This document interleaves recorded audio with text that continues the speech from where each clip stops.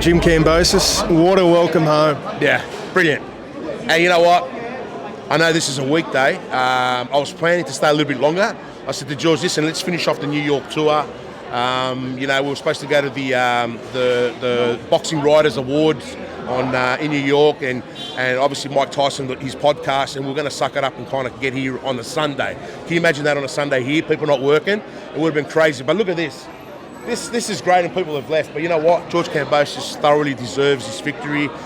He deserves this love from the Australian people, and only the people that believed in him and knew what George Kambosos as well. I know you've been covering him for quite a while.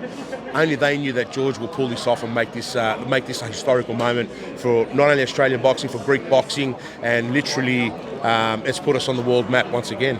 I know you've talked about the fight quite a lot, but going into that fight, that first round, how did you feel? Before the knockdown, how did you feel? And then after the knockdown, mate, to be honest, we felt really confident. We had a game plan, and our game plan was very simple.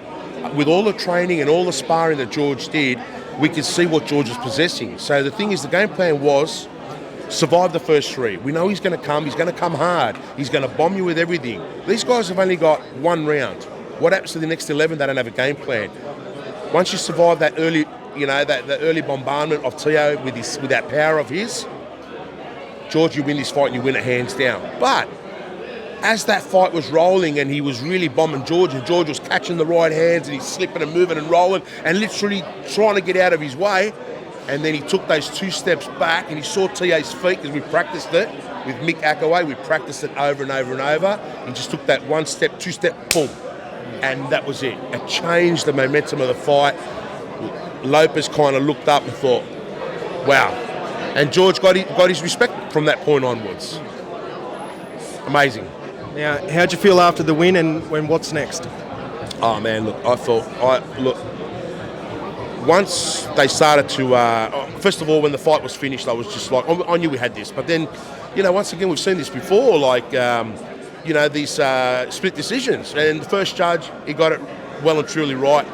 Second judge, he calls it the way, 113, 114, whatever it was. I thought they're not doing it to him. But I was confident, you know what, George has done so much of this fight. He's literally dominated. I had George pretty much maybe 10-2, 9-3 at worst. And once that other judge came out with his cards, and the announcer D'Amato, from Matchroom, the way he played it, and still everyone's thinking Lopez, but George is still undefeated, and the new, and boom, everyone's gone from alt to art. It's amazing. So what's next? We've already had discussions amongst the team.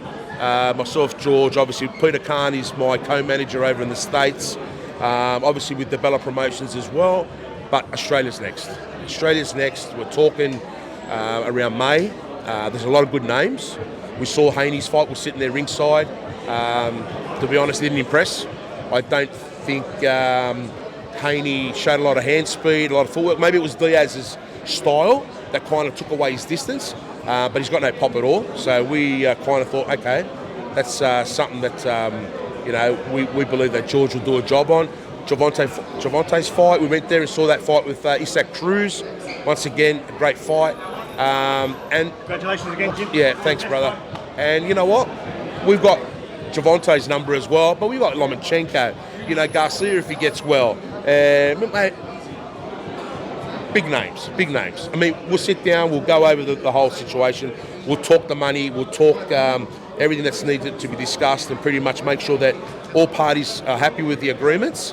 And from there, we'll narrow it down to, obviously the 2 that we think is going to work for George Kambosos.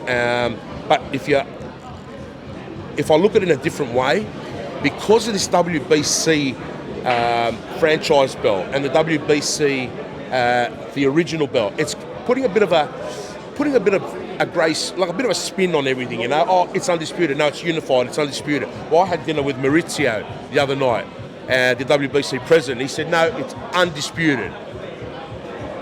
When you look at it that way, and things you want to settle things for once and for all, Haney makes sense. So we'll see.